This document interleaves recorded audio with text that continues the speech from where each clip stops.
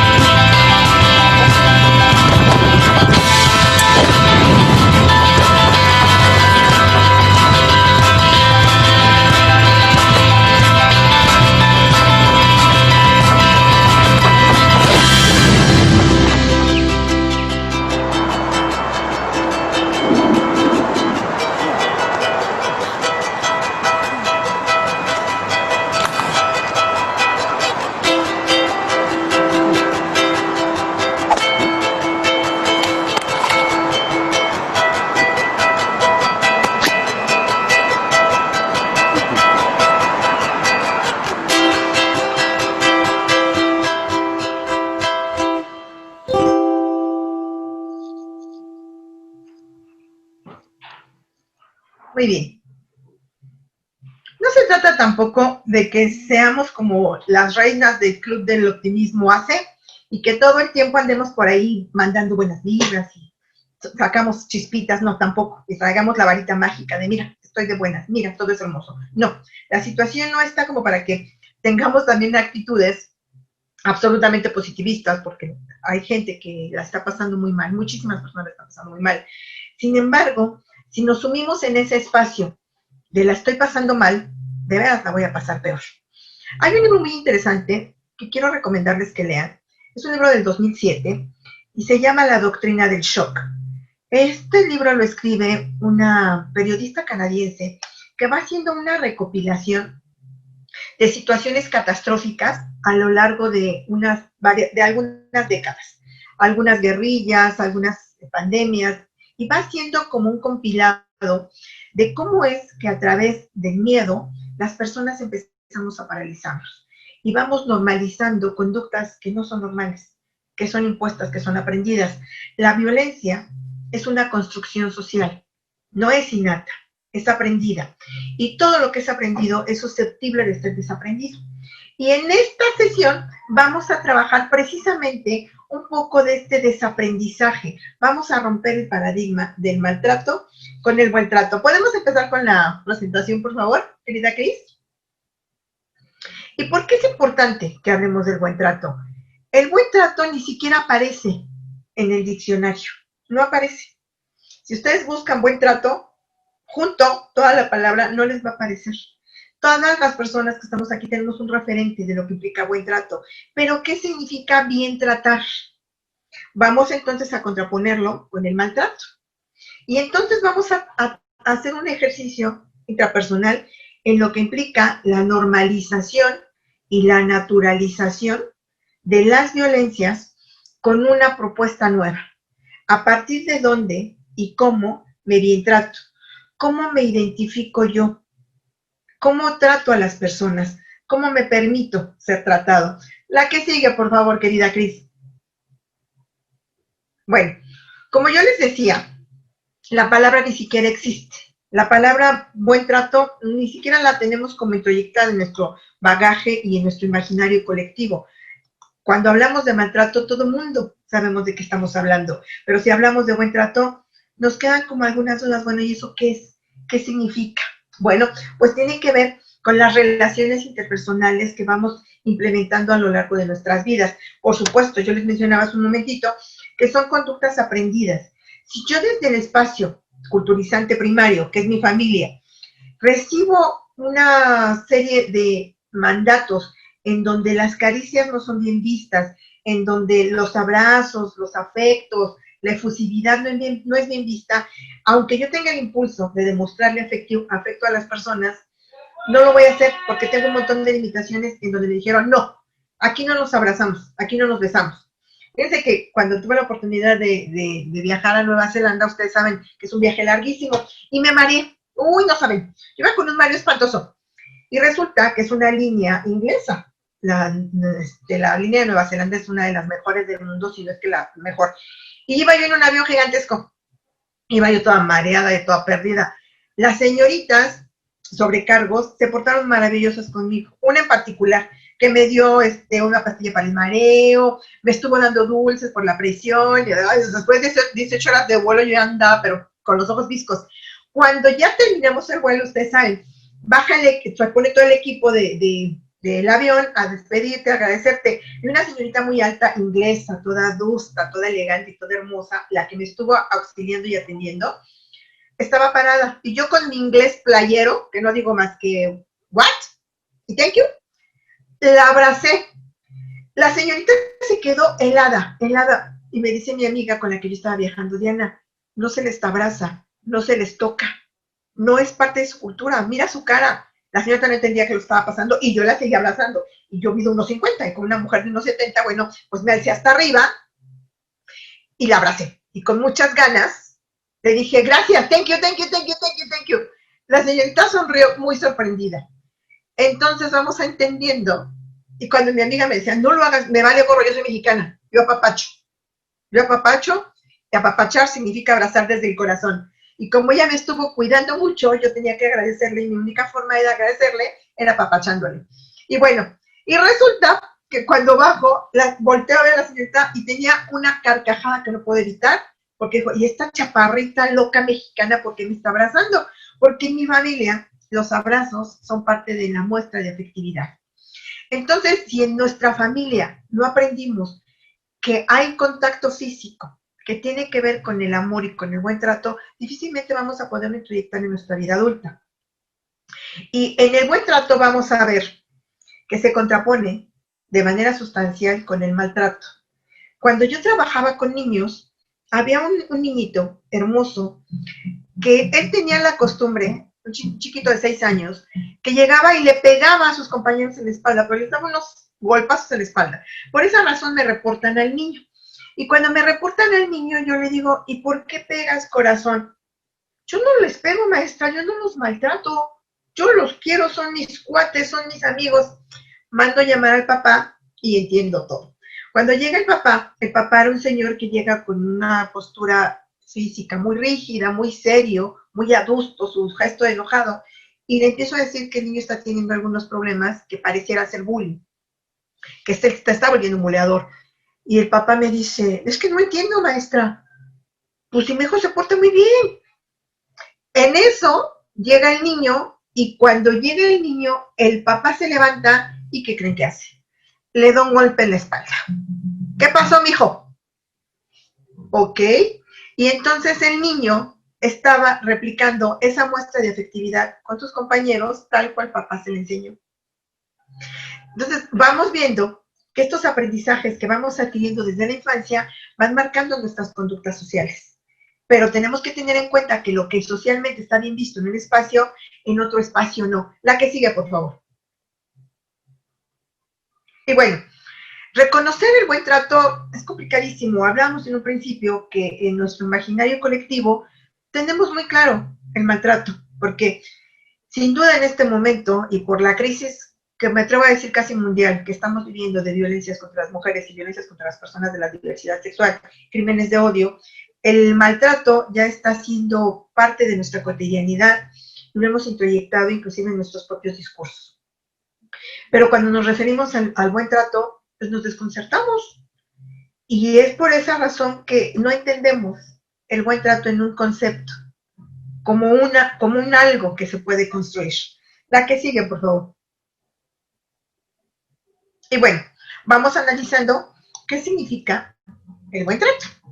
Y el buen trato tiene que ver con muchísimos elementos, con muchísimos aprendizajes que traemos desde casa y los que hemos ido adquiriendo con nuestras habilidades sociales en los diferentes grupos donde nos vamos desenvolviendo. Y entendemos el buen trato como la capacidad de las personas de cuidarse entre ellas. Yo te cuido y tú me cuidas. Y ojo, esto no solamente implica a los vínculos amorosos, eróticos y afectivos. Está correlacionado con cómo me dirijo yo a las personas, cómo espero ser tratada para recibir ese mismo trato.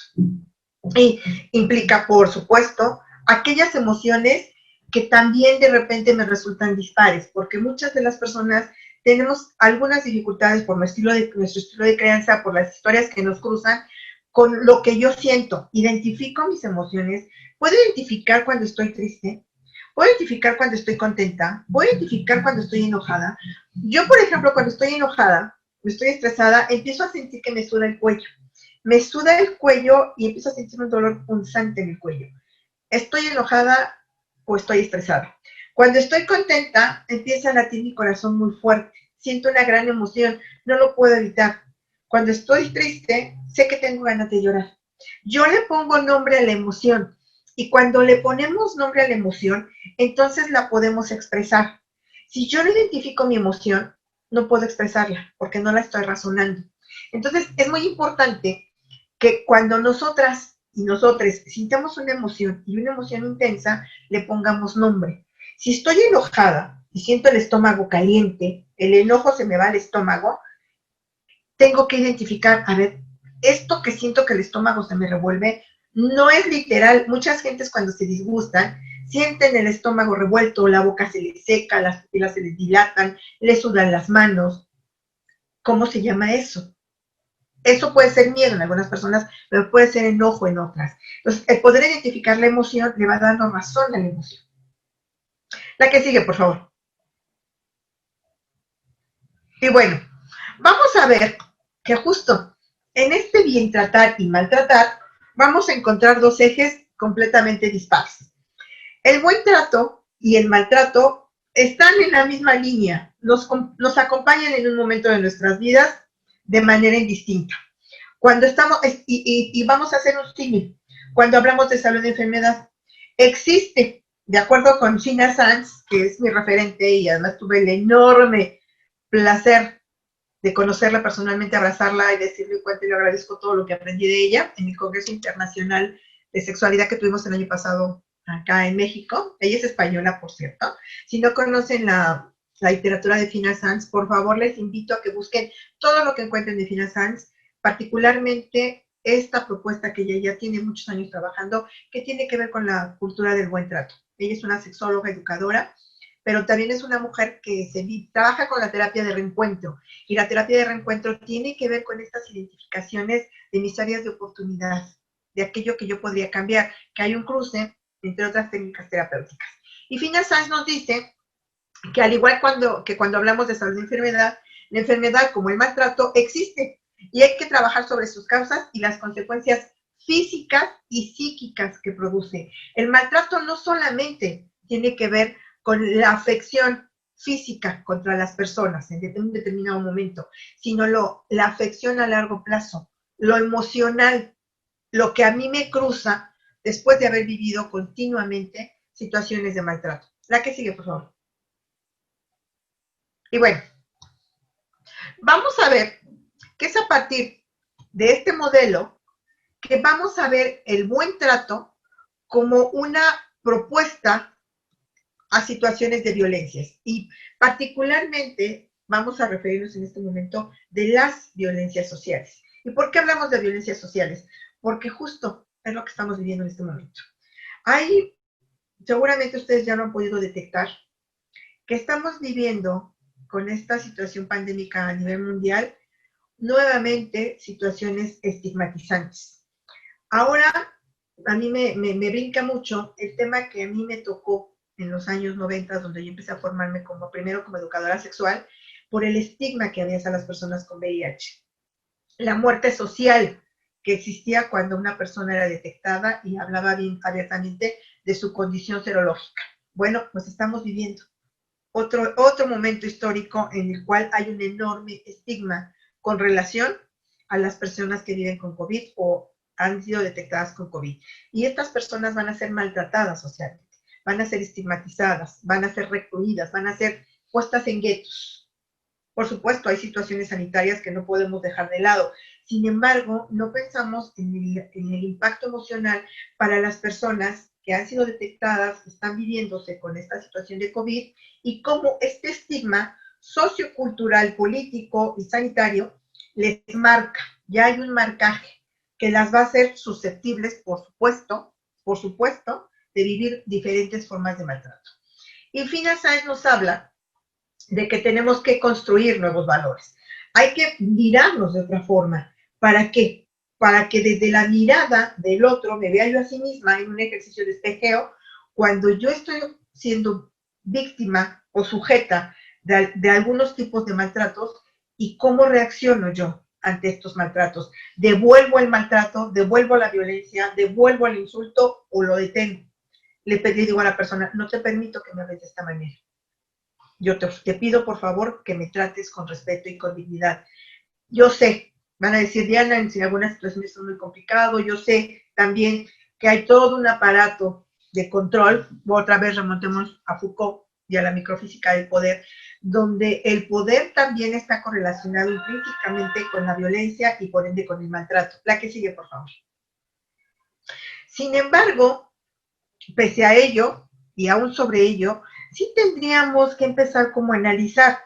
Por supuesto, hay cosas que no podemos, están fuera de nuestro control, que no podemos nosotras correlacionar, que no podemos detener, pero empecemos desde nosotras mismas, no nos vayamos a lo macrosocial. estemos en el espacio de lo micro social. Y desde lo micro vamos a ver cómo hemos construido nuestros vínculos. A partir de dónde aprendí yo mis conductas, mis hábitos, mis respuestas, cómo aprendí a interrelacionarme con las personas. Primero que nada, y esto es una regla de vida, a la primera persona que debo de tratar bien es a mí misma. ¿Por qué me debo de tratar bien a mí misma? Porque soy la persona más importante de mi vida. Cuando ustedes han tenido la oportunidad, quienes están acompañándonos acá, que trabajan voluntariado, de estar en espacios en donde hay un montón de comunidades y hay un montón de personas de diferentes maneras, pensamos en este espíritu altruista, en las necesidades de las otras personas. Pero las primeras personas que tenemos que cuidar y proveer y bien tratar somos a nosotras mismas. Fíjense, cuando yo trabajaba en educación especial, trabajé muchos años para educación especial, estábamos en una zona, ustedes saben, México es un país altamente sísmico. Y yo estaba en una escuela en donde específicamente en el terremoto del 85 hubo una enorme pérdida de vidas. Se cayeron edificios muy altos. Y yo trabajaba en un centro de atención múltiple. Se llaman CAM. Los centros de atención múltiple reciben a niños y a niñas con necesidades educativas especiales y con todo tipo de discapacidades. Y en la época que yo trabajaba en CAM, llegaron el equipo de Protección Civil y Cruz Roja a darnos precisamente un curso de cuidados y primeros auxilios en caso de siniestro. Y entonces, pues ya saben, ¿no? Una es joven, una quiere destacar y una alza la mano. Y estaba un guapísimo bombero, porque era guapísimo. Y me dice este guapísimo bombero, a ver, profesora, si en este momento empieza a temblar aquí, ¿usted qué haría? Teníamos una población aproximadamente de 400 niños, que iban desde los 6 meses hasta los 17 años, 9 meses. Ah, no, pues yo lo que voy a primero hacer es a ver a cuántos niños puedo cargar y los salvo. Y me dice el bombero muy serio, no, maestra, a la primera persona que tiene que poner a salvo es a usted misma. Y cuando usted ya esté a salvo, entonces ve de qué forma puede ayudar. Porque si usted, en su afán de cargar a 2 o 3 niños, se cae, no solamente vamos a tener una pérdida, sino 4. Esos 3 niños que usted trató de rescatar y usted. Créanme que esa fue una lección de vida. Tiene muchísimos años, tiene más de 20 años, que ese bombero me dijo eso. Y yo lo recuerdo continuamente. Entonces, me quedó muy claro que la primera persona que yo tengo que cuidar es a mí. La primera persona a la que debo preservar es a mí. Entonces, nosotras las personas pocas veces nos detenemos a percatarnos que en este afán de proveer, de apoyar, de dar, decía la santificada Madre Teresa de Calcuta, que ni era de Calcuta ni era madre, que debes dar hasta que duela. Y eso de repente nos lleva a figuras de altruismo malentendidas. El altruismo es esta capacidad de dar, de ofrecer, pero siempre preservándome yo. Yo apoyo, yo doy, yo cuido, yo protejo, pero primero me preservo, me cuido y me protejo yo. Y esto no lo tenemos construido. Por lo menos en América Latina, las mujeres hemos sido adiestradas, hemos sido enseñadas a que lo primero que tenemos que anteponer en nuestras vidas cuando somos madre es a nuestros hijos. Nosotras tenemos que perder autonomía, libertad, placer, todas esas cosas que teníamos porque tenemos que darle amor incondicional a los hijos. Y bueno, yo me cuestiono, yo tengo un hijo, en este momento tengo un nieto, a los cuales amo profundamente, pero a mí me sigue quedando claro que la primera persona importante en mi vida soy yo. Porque si no me cuido yo, difícilmente tendré la capacidad de poder cuidar a otros. Y bueno, tenemos que empezar a mirarnos a nosotras las personas desde esta mirada autocrítica. Me cuido, me proveo, me apapacho. Apapacho, lo repito mucho, es abrazar con el corazón, es una palabra de mi país, que es muy bonita, yo la amo. Tenemos que reconocer qué necesidades tengo yo, qué es lo que yo necesito para mí, qué es lo que me hace valioso, qué es lo que me hace valiosa. Tengo también que identificar y reconocer sin que me dé miedo que tengo, como todas las personas, claroscuros, que voy a tener cosas que social, ética y moralmente pudieran no ser correctas. Puedo ser envidiosa, puedo ser nociva, puedo ser tóxica, pero lo identifico. Y si creo que eso me está dañando, trabajo sobre ello. Hay un libro que también les quiero recomendar mucho, seguramente ya muchos de acá lo leyeron, El Dr. Jekyll y Mr. Hyde. Es un libro maravilloso que nos habla precisamente de estos claroscuros. El Dr. Jekyll, no les voy a aventar muchos spoilers sobre el libro, léanlo. También está en película, hay infinidad de versiones del libro de Robinson, del Dr. Jekyll y Mr. Hyde, pero yo les sugiero que primero lean el libro, porque el libro se va profundamente en la psique. El Dr. Hyde decide hacer un experimento, pero como él es un hombre muy bueno, muy reconocido en la sociedad, es la época victoriana, Inglaterra, de finales del siglo XIX, en ese espacio está ambientado el libro, es un hombre decente, es un médico que ayuda a las personas en situación de calle, que ayuda a los enfermos, que da mucho. Pero él dice que todas las personas tenemos una parte mala, una parte oscura, una parte que queremos ocultar, que las demás no vean. Y entonces él inventa una sustancia y la prueba consigo mismo y se convierte en el señor Hyde. El señor Hyde se vuelve un depredador sexual, un homicida, un ladrón, y todas esas partes que ética, moral y socialmente están prohibidas y que el doctor Hyde nunca, jamás se atrevería a realizar, las realiza tomando la personalidad del señor Hyde. Es un libro muy interesante, revísenlo, porque nos habla de esta dualidad. No todo el tiempo tenemos que ser buenas y maravillosas personas, podemos enojarnos, podemos gritar, podemos sentir envidia, pero tenemos que identificarlo y ponerle nombre. Si esto que acabo de ver a una compañera que se compró el vestido más caro del mundo para la fiesta, va a ser hermosa del mundo, y se le ve maravilloso, y yo pienso, maldita vieja, estoy teniendo envidia, y le pongo el nombre, y es parte de nuestra naturaleza, somos seres completamente duales, no hay todo bueno ni todo malo en una persona. También es importante que nos protejamos emocionalmente. ¿Cómo nos protegemos emocionalmente? Bueno, poniendo límites. Yo sé que es muy complicado, porque cuando estamos en espacios familiares, pues generalmente a todos tenemos que decirle sí a la familia. Oye, ¿puedes ir a traer las medicinas de fulana? Y aunque tú tengas cosas que hacer, sí. Oye, fíjate que no tengo dinero, ¿me puedes prestar? Porque fíjate que no alcanzo para pagar la renta de mi piso y tú ya tienes compromisos, pero pues es tu hermano, es tu hermana, es un querido amigo. Sí, aunque hayas sacado de tu presupuesto que ya lo tenías considerado. Entonces, aprender a decirle no aún a las personas que amamos nos da autonomía, porque muchas veces decimos sí por encima de nosotras, de nosotros.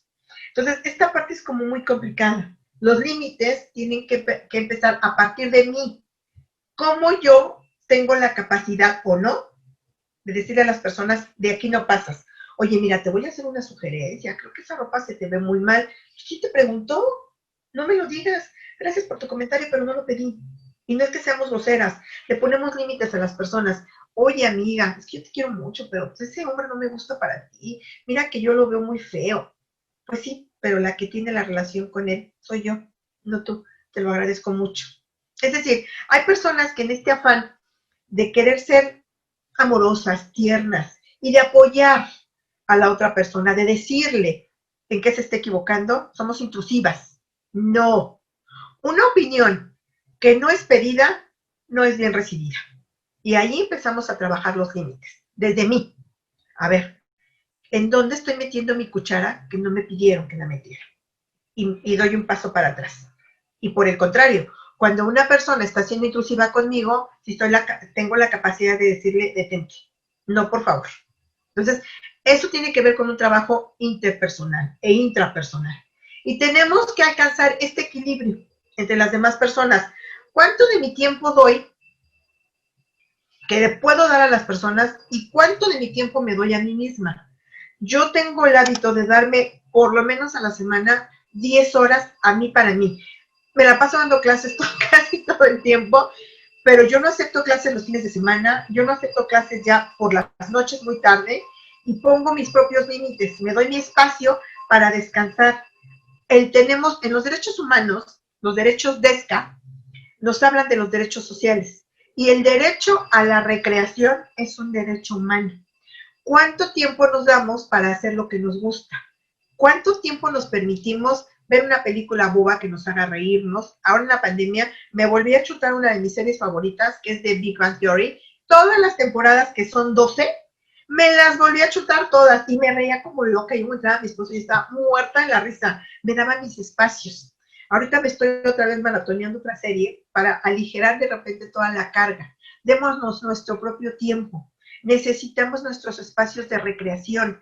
Regocijémonos con nosotras. Compartamos con las personas que amamos nuestros espacios de recreación, nuestro derecho a tener tiempo libre. Y tenemos que hacer acciones específicas. Pongamos en claro, a veces de repente, cuando trabajamos mucho, nos vemos inmersas e inmersos en el trabajo, en el trabajo, en el trabajo.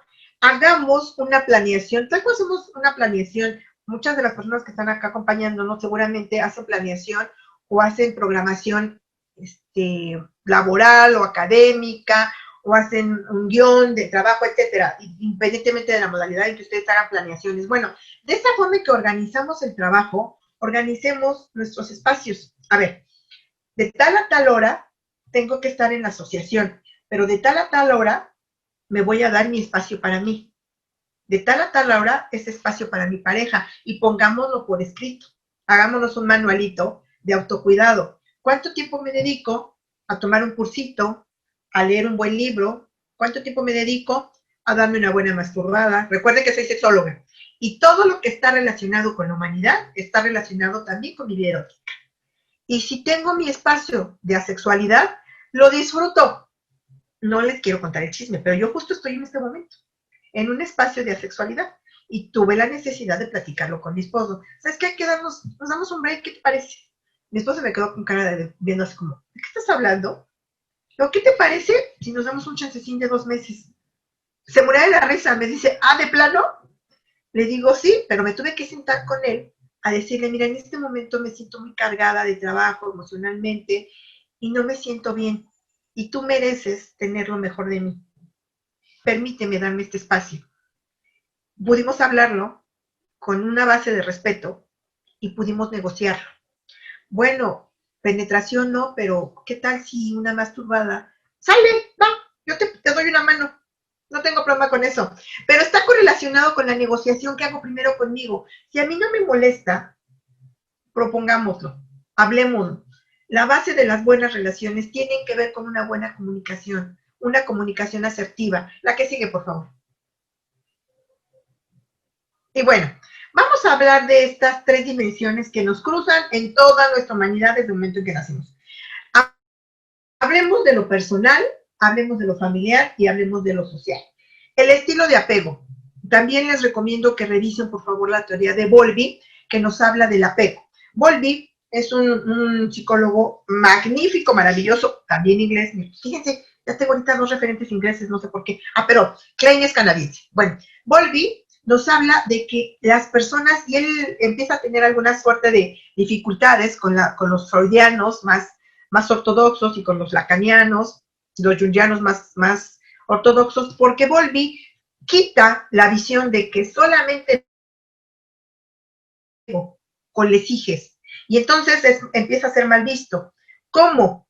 Si entonces la madre es la responsable de todos nuestros traumas, e igual que el padre, entonces ya no checa con las teorías freudianas. Y Bowlby continúa diciendo que construimos apego con la persona cuidadora primaria y que no necesariamente tiene que ser la madre. Puede ser una abuela, puede ser una tía, puede ser un abuelo, puede ser un tío. Y esa persona, el estilo de apego, nos va a determinar en cómo vamos construyendo nuestras emociones y sobre todo nuestra seguridad o nuestras inseguridades a lo largo de la vida. Revísense, por favor, la teoría del apego de Bowlby. Van a encontrar cosas muy interesantes. Y bueno, en lo familiar.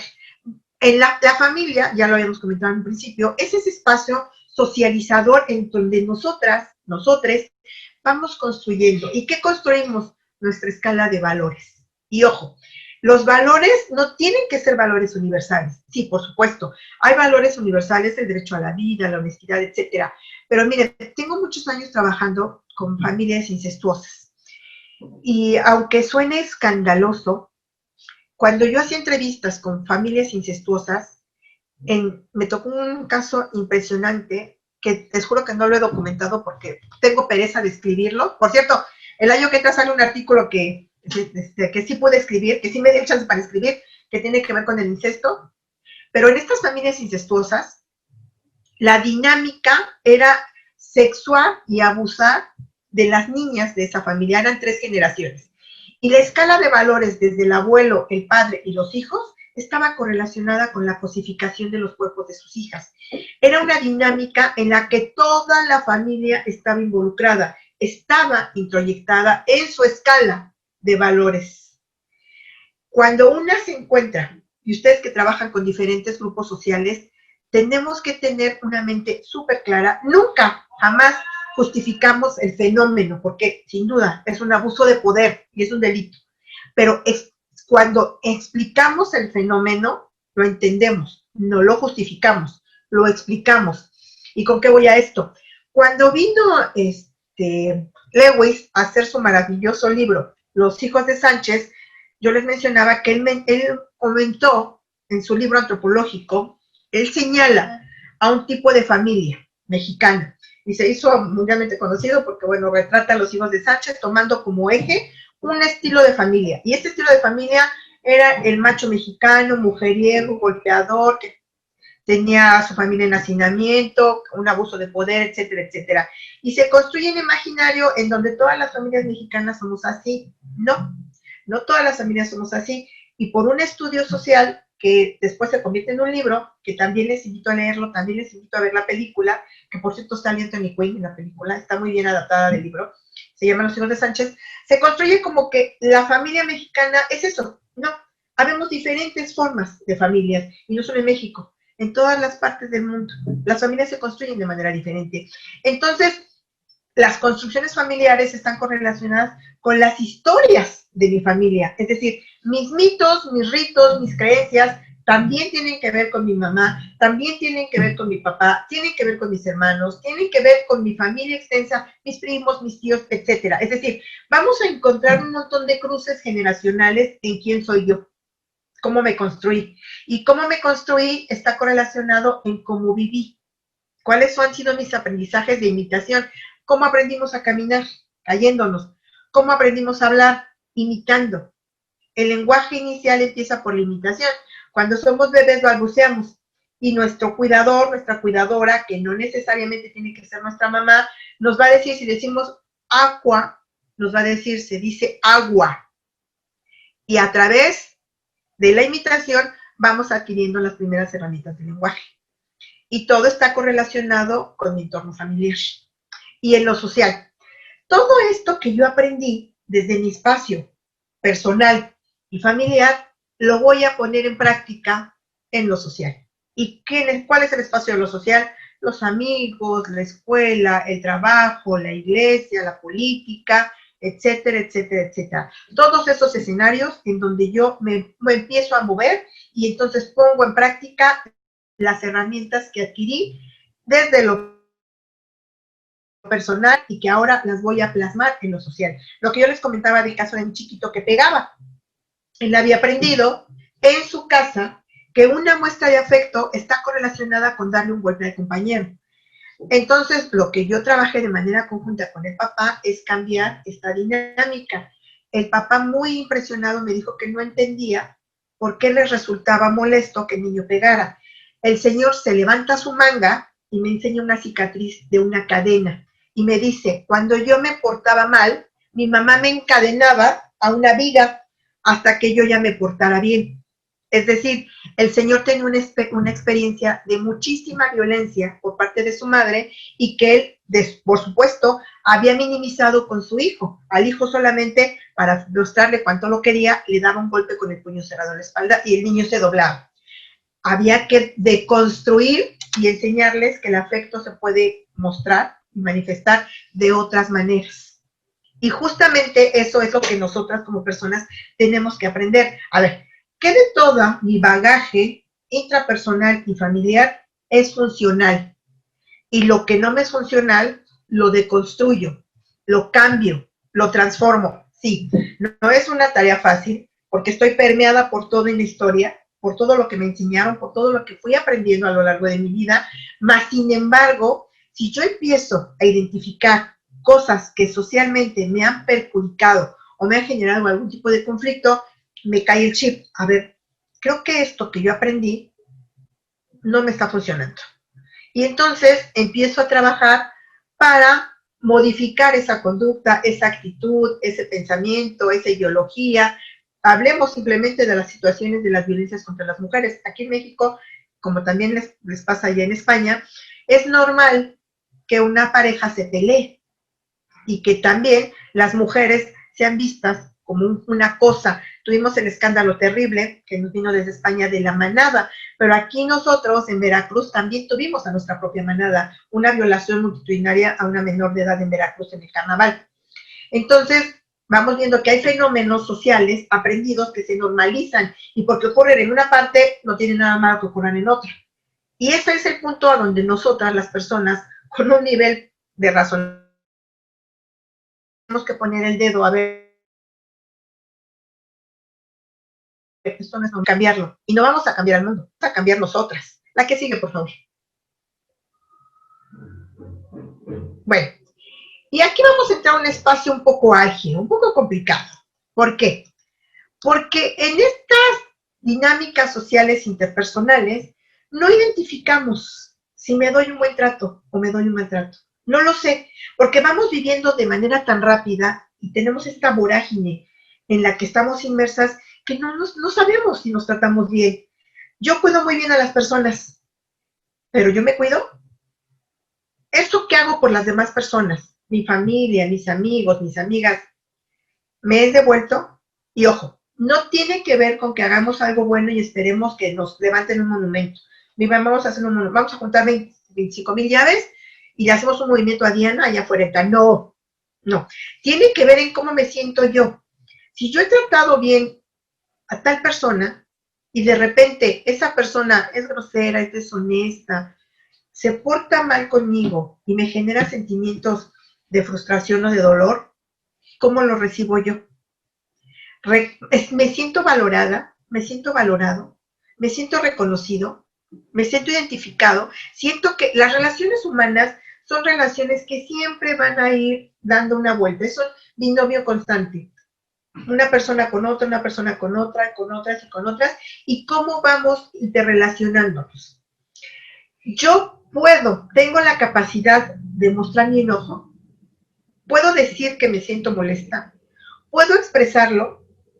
¿Sí? ¿Soy capaz de hacerlo o no? Me relaciono con gente que no me cuida o no me trata bien. Acepto que las personas, es que sabes que tuvo un mal momento. Entiéndela. Te gritó porque está estresada. Pero ese estrés está depositado en ti. Y esa persona te grita y te grita y te grita constantemente. Entonces, ¿quién tiene el problema? ¿La persona que todo el tiempo te está gritando o tú que permites que la persona te grite? Ahí tenemos que poner límites. Podemos entender, podemos comprender que hay situaciones que a las personas las ponen al límite, pero cuando esas personas tienen esta conducta de manera reiterada, detengámonos a pensar. Me estoy permitiendo que esta persona ejerza sobre mí un trato que a mí no me gusta, que no me parece digno y no me parece respetuoso. Me relaciono con gente que no me cuida o no me trata bien. ¿Cómo me siento yo con las personas con las que estoy interrelacionando? Me siento cómoda, me siento reconocida, me siento respetada o no. Ese es un trabajo intrapersonal. ¿Aguanto situaciones o relaciones que me hacen daño demasiado tiempo? Y esto, el ejemplo más claro que podemos encontrar está en las relaciones de pareja. Hemos normalizado el maltrato en las relaciones de pareja. Justificamos las violencias que ejercen sobre nosotras, particularmente las mujeres, pero esto no lo tenemos en monopolio, ¿eh? El monopolio del maltrato en la relación de pareja no es solamente de las mujeres heterosexuales, ocurre en las parejas de la diversidad de igual manera que en las parejas heterosexuales.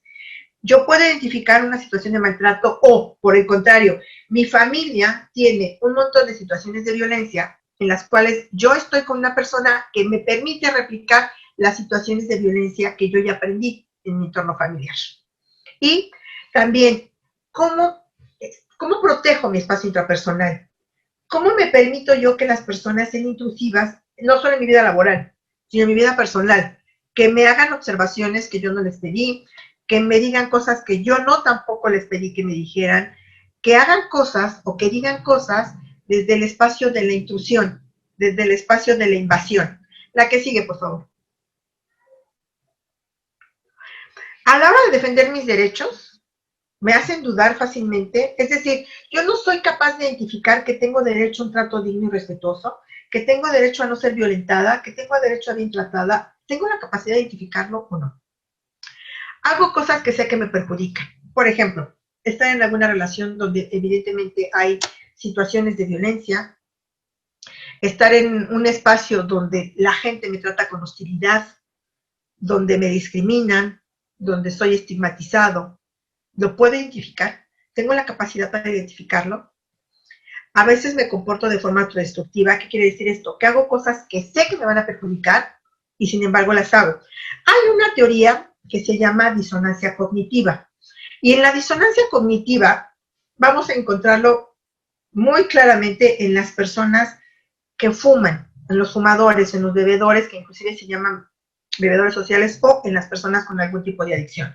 Las personas que fuman saben perfectamente que el fumar produce cáncer y sin embargo se dicen a sí mismas, 3 cigarros no me hacen daño, 4 copitas no me hacen daño, un jalón de cocaína no pasa nada. Hay conductas autodestructivas que en esta disonancia cognitiva nosotras nos convencemos de que no pasa nada. No pasa nada. Las personas que tenemos enfermedades crónico-degenerativas, yo tengo una enfermedad crónica degenerativa, tengo artritis reumatoide y tengo una enfermedad muy nueva porque soy muy moderna. Vivo con fibromialgia. Entonces, en un afán de no cuidarme, me dejo de tomar mi medicamento. Imagínense cómo me voy a sentir. Ay, es que hoy no tengo ganas porque me lastima el estómago. Igual con las personas que viven con VIH. No pasa nada si no me tomo el medicamento 3 o 4 días. No, sí pasa, porque rompes tu tratamiento. Entonces, en esta disonancia cognitiva yo me voy a convencer de que lo que hago no está tan mal. Por favor, si tienen oportunidad, vean también una película muy interesante que se llama El Informante. El Informante es una película con Russell Crowe, basada en hechos reales, en donde él, en medio de una postura muy cómoda, muy capitalista, de mucho dinero, él descubre los estudios médicos que una enorme tabacalera norteamericana ha hecho que correlacionan directamente el consumo de tabaco con el cáncer pulmonar y con el EPOC. Y él lo que hace es recabar las pruebas y hace una denuncia.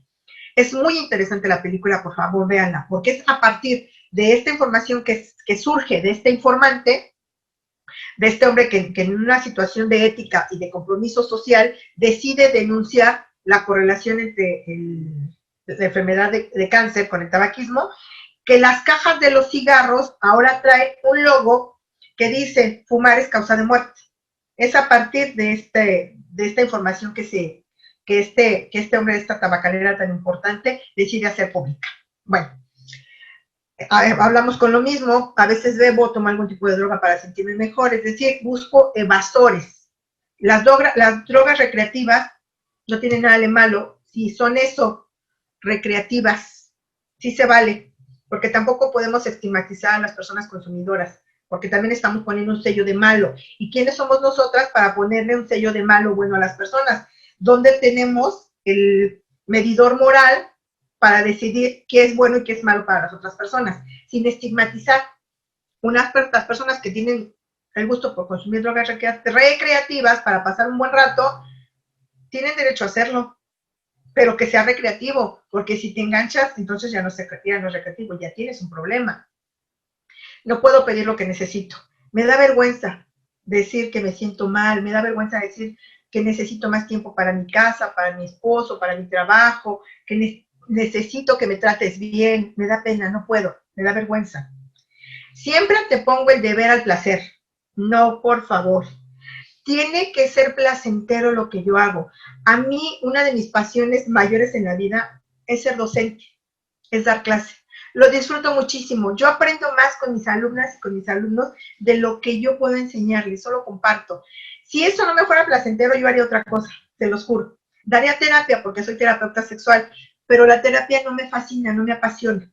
Mi pasión es dar clases. Entonces, las personas que tenemos la capacidad de cruzar el placer con el deber somos bien afortunadas.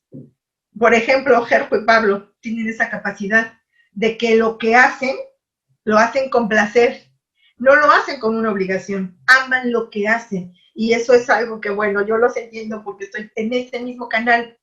Amo poder compartir, amo dar clases. Igual que ustedes aman poder apoyar, poder dar. Entonces, no es un deber, es un placer. No sé cuándo parar, hago de más y me agoto. Ojo, también aquí, yo me puse límites porque después, este año tuve un accidente muy grave, estuve muy enferma, y cuando ya me recuperé, bueno, me eché encima como 50 horas de clase y una cosa, hasta que dije, bueno, cálmate, Diana, cálmate, cálmate, cálmate, porque estaba saturadísima.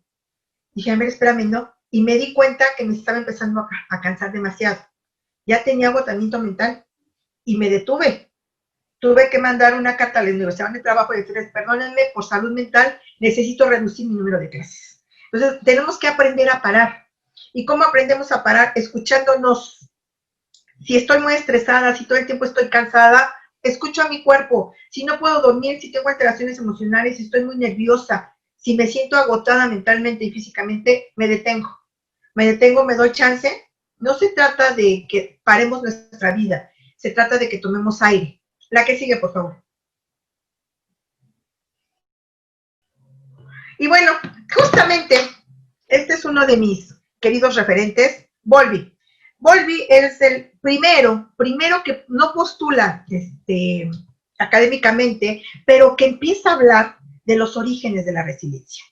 Él, que yo les mencionaba hace un ratito, que es el creador de la teoría del apego, él nos dice que la resiliencia es un mecanismo intrapersonal que se activa frente a eventos estresantes. La resiliencia también tiene que ver en el momento de la crisis, no encuentro respuesta. En el momento del dolor, del miedo, del trauma, no entiendo. Pero créanme, todas las crisis pasan. Todas, todas.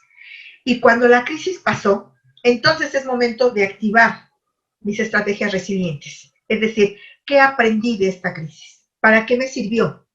El dolor tiene un sentido. El sufrimiento no.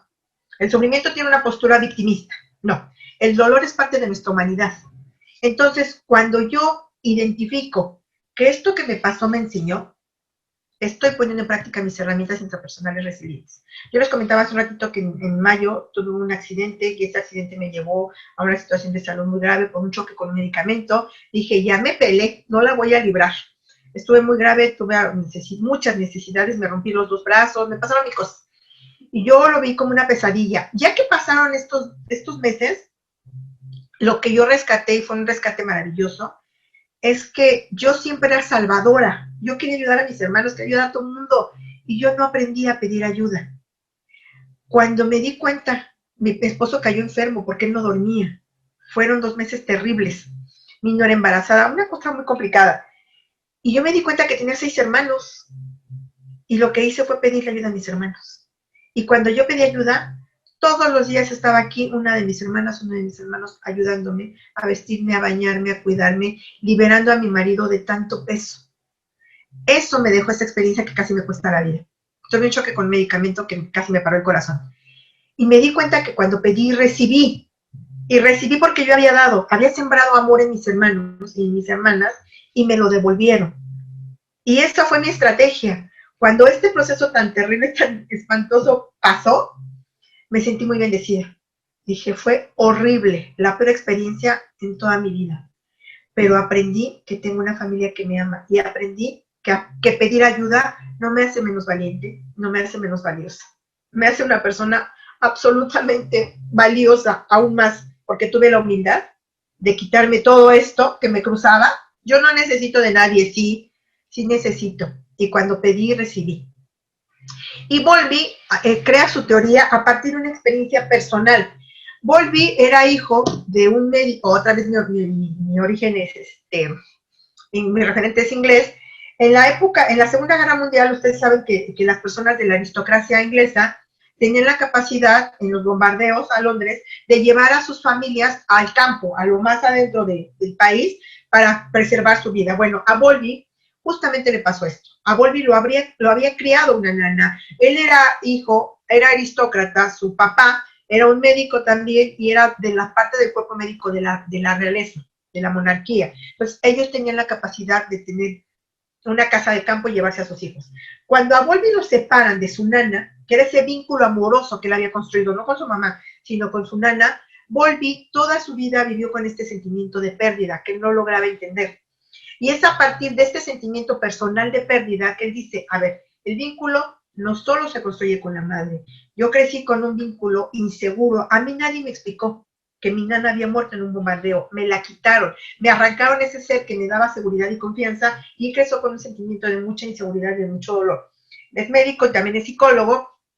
Y él también, bueno, empieza a colaborar años después, ya que se forma, con niños y niñas en situación de conflicto con la ley. Empieza a trabajar en Londres con niños huérfanos que habían tenido conflicto con la ley. Entonces es a partir de los estudios de él que se empiezan a hipotezar, se hacen muchas hipótesis en donde se habla claramente que el estilo de apego nos va a definir en la vida adulta y que la mayoría de estos niños y niñas que estaban en conflicto con la ley tenían un estilo de apego desorganizado y tenían orfandad simbólica o real. Entonces es como muy interesante ver cómo a partir de las historias que se van cruzando de nuestras vidas, vamos a tener resultados en nuestras vidas adultas. Él también colaboró, por cierto, con la elaboración de la Carta de los Derechos de los Niños, que ahora se llama la Carta de los Derechos de los Niños y las Niñas. La que sigue, por favor. Y bueno, en la teoría que Bowlby nos maneja, ¿y por qué es importante? Porque esto es parte de nuestras herramientas resilientes. Nos habla del apego seguro, del apego ansioso y evitativo, del apego ansioso, ambivalente, resistente, y el apego desorganizado y desorientado. Y vamos a encontrar que el apego seguro, bueno, pues es uno de los que todo el mundo quisiéramos tener, pero que desafortunadamente no todo el mundo llegamos a esos apegos seguros. Y hay muchísimos experimentos de corte humanista, pero sobre todo de corte cognitivo-conductual, en donde se hacen experimentos con niños para ver si el niño, y se hace con cámara de Gesell, se solicita que un grupo de madres acuda a un espacio de investigación y tienen a separar al niño. Al niño lo dejan en ese espacio con un montón de juguetes y la mamá desaparece. El niño voltea, niños aproximadamente entre 12 y 18 meses. El niño voltea y ve a la madre, pero si el niño ha tenido un apego seguro, el niño no va a llorar. El niño se va a entretener con cualquier factor distractor que esté ahí. Puede que el niño se inquiete, pero el niño es un niño seguro, es un niño confiado. Y entonces, el niño, aunque llore, queda unos minutos solo, no hace berrinche, no se pone histérico, no entra en ansiedad. Cuando la mamá regresa, el niño vuelve a sentir este vínculo y no pasa nada. En el apego ansioso evitativo, el niño tiene ansiedad de la separación y desinterés cuando vuelve su mamá. Y esto nos va a ocurrir desafortunadamente mucho en esta sociedad altamente capitalista, en donde la mamá tiene que trabajar todo el tiempo y entonces es una tía, una hermana, una prima. Aquí en México tenemos estas figuras en donde las mujeres hacemos redes con nuestras familias y es un familiar quien cuida a nuestros hijos o a nuestras hijas cuando estamos trabajando. Y entonces el niño hace apego con la cuidadora y no con la mamá. Y ahí podemos encontrar estilo de apego ansioso, evitativo, porque a la mamá sabe que es su mamá, pero como no la ven todo el día, la ve solo en la noche, pues ni la pela literalmente. Le resulta indiferente. En el apego ansioso, ambivalente y resistente, el niño sí va a mostrar ansiedad por la separación, pero no se tranquiliza, se vuelve la madre. Se enoja, el niño se enoja, son niños que empiezan a tener brotes de ira que pueden ser incontrolables. El niño se enoja y ese enojo está correlacionado con el miedo. No porque el niño esté enojado, el niño tiene miedo. Y el apego desorganizado, desorientado, en la separación se comporta de forma confusa. Si lo cargó sultano, pengano, merengano, ¿para dónde volteo? ¿A quién le doy los brazos? ¿A dónde estoy? No sé a dónde voy. Y en la vida adulta, yo me he encontrado con muchísimos, perdónenme, muchísimos hombres que muestran este tipo de apego, que tienen 1, 2, 3, 4, 5, 6 parejas y no saben con cuál quedarse, porque no saben quién la convence más. Y esto tiene origen generalmente en un estilo de apego desorganizado o desorientado. La que sigue, por favor. Y bueno, entonces, vamos a retomar a partir del apego, ¿qué nos dice Bannister?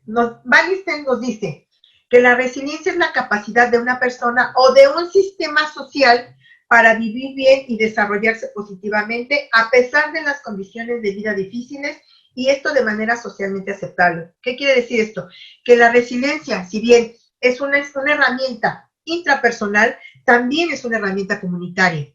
Hay comunidades resilientes, absolutamente resilientes.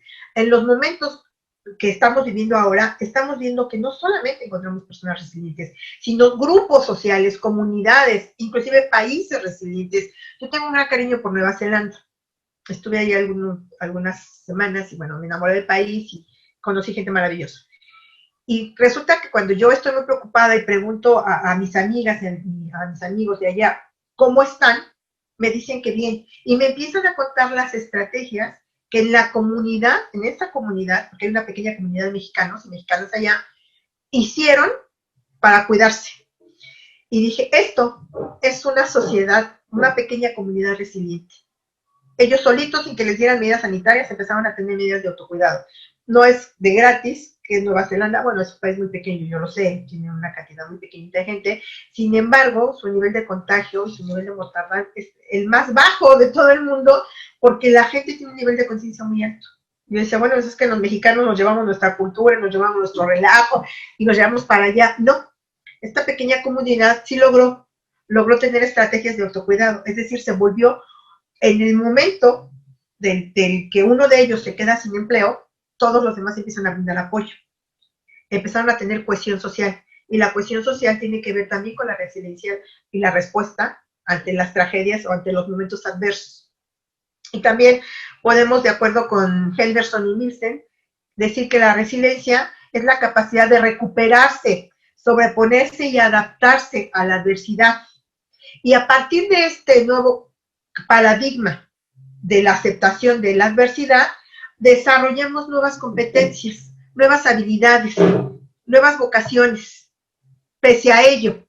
Por eso somos personas resilientes, porque hemos pasado por situaciones bien complicadas y sin embargo aprendimos que lo único que nos puede detener es la muerte, nada más. No hay nada que la voluntad humana no pueda parar. La que sigue, por favor.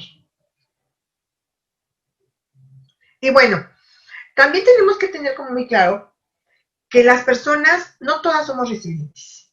Es una habilidad que está ahí, pero muchas veces no la hemos potencializado, no la hemos identificado. ¿Por qué?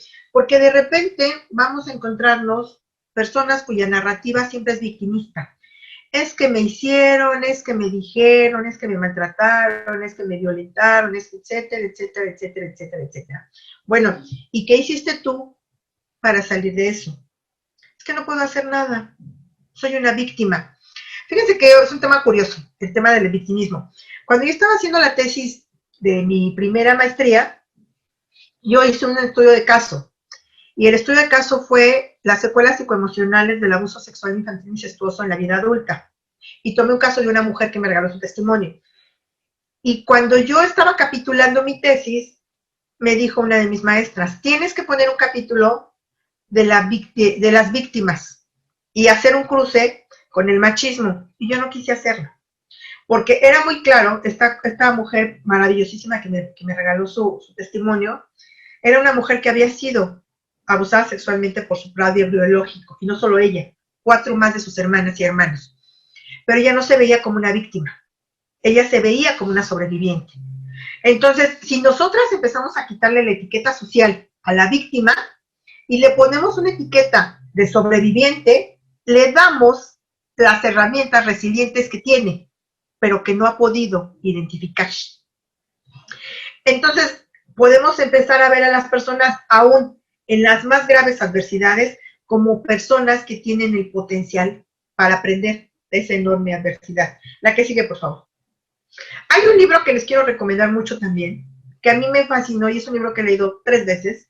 Se llama El hombre en busca de sentido, de Víctor Frank. Es un libro biográfico, justo aquí estoy citando a Frank. Es un libro biográfico en donde él va narrando cómo fue que él sobrevivió, el único sobreviviente en un campo de concentración en el que, por ser un judío, fue sometido con su esposa embarazada, con sus padres, con sus amigos y toda la gente que le amaba, mueren en el campo de concentración, y cómo él va narrando que él pudo sobrevivir. Y no es porque él sea Superman o sea un superhombre. Él puso en práctica todas sus herramientas, por supuesto. Él era psicólogo cuando es ingresado, era un hombre muy joven, pero ya era un psicólogo, y empezó a trabajar sobre sí mismo. Y es, bueno, desde mi punto de vista, uno de los ejemplos más claros de sobrevivencia y de resiliencia que se pueden encontrar. Léanlo, porque aparte no es un libro académico, es un libro novelado que es maravilloso. Y bueno, Víctor Frank también es reconocido e identificado como uno de los más claros expositores de la logoterapia. Y Víctor Frank nos dice que cuando ya no somos capaces de cambiar una situación, nos encontramos ante el desafío de cambiarnos a nosotros mismos. Hay cosas que no podemos controlar de ninguna manera. ¿Qué voy a hacer entonces con esto que yo no puedo controlar? ¿Cómo lo acepto? ¿Cómo lo vivo? ¿Qué respuesta tengo ante las adversidades?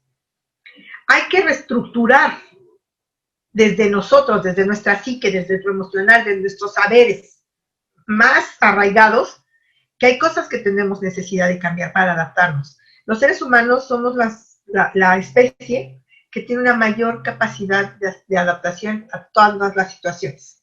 Los niños, podemos verlo claramente en los niños.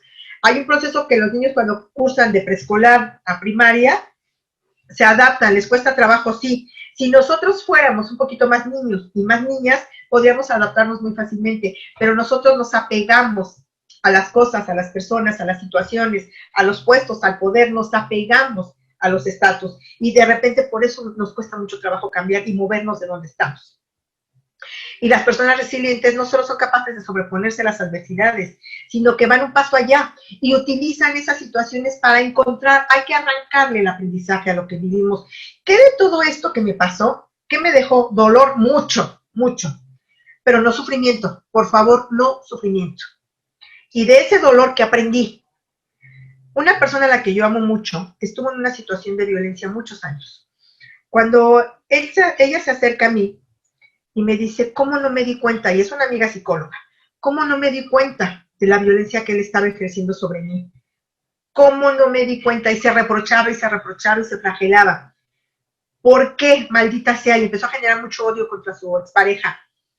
Y yo ya, después de que le di contención y platicábamos una y otra vez, el discurso era el mismo y no cambiaba, y me empecé a preocupar. Y le dije, ¿sabes qué, querida amiga? Esta persona vino a enseñarte lo que no quieres de una pareja. Velo como un maestro de vida.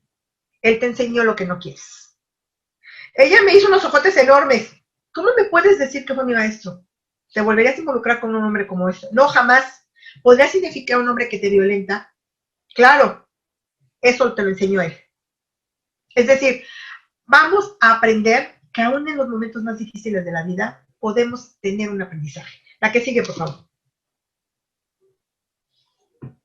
Y bueno, desde la neurociencia existe la plasticidad cerebral. ¿Y qué quiere decir la plasticidad cerebral? Bueno, que nuestro cerebro es adaptable ante cualquier situación. Y vamos a encontrar que para la resiliencia tenemos que tener flexibilidad ante los cambios. Pese a lo terrible que estemos viviendo, tenemos que tener optimismo. Recuerden cuando en la mitología griega se abre la caja de Pandora. Cuando la caja de Pandora se abre, salen todos los males del mundo. Y pensamos, la humanidad ya se acabó, se destruyó. Pero lo que queda en la caja de Pandora hasta abajo es la esperanza. Entonces, aun cuando tengamos enfrente a los jinetes del apocalipsis, conservemos la esperanza. La intuición. Yo tengo una amiga que quiero mucho, que siempre me dice, es que a mí me late que no. Y cuando ella dice, me late que no, es que no.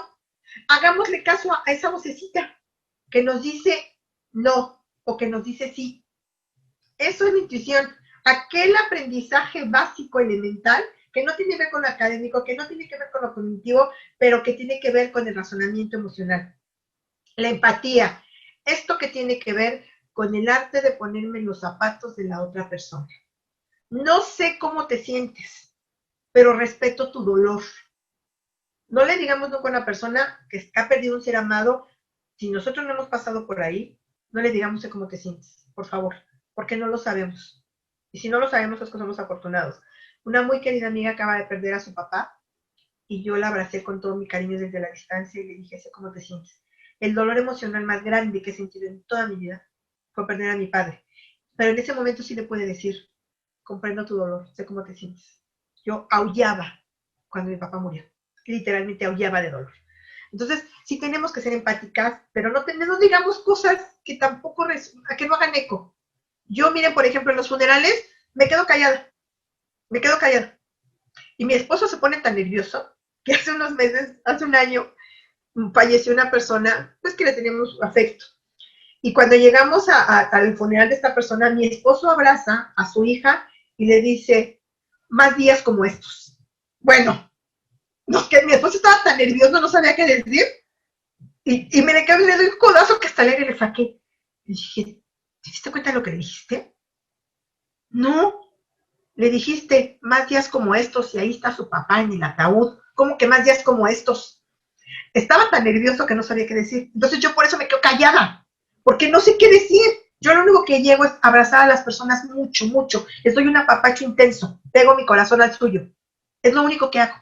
Pero mi esposo, más días como estos, no. Entonces, tenemos que ser empáticas, sí, pero también tenemos que ser muy respetuosas en las situaciones que viven las personas. Nunca les digamos, sé cómo te sientes, porque no lo sabemos. Muchas veces no lo sabemos. Y tenemos que tener iniciativa.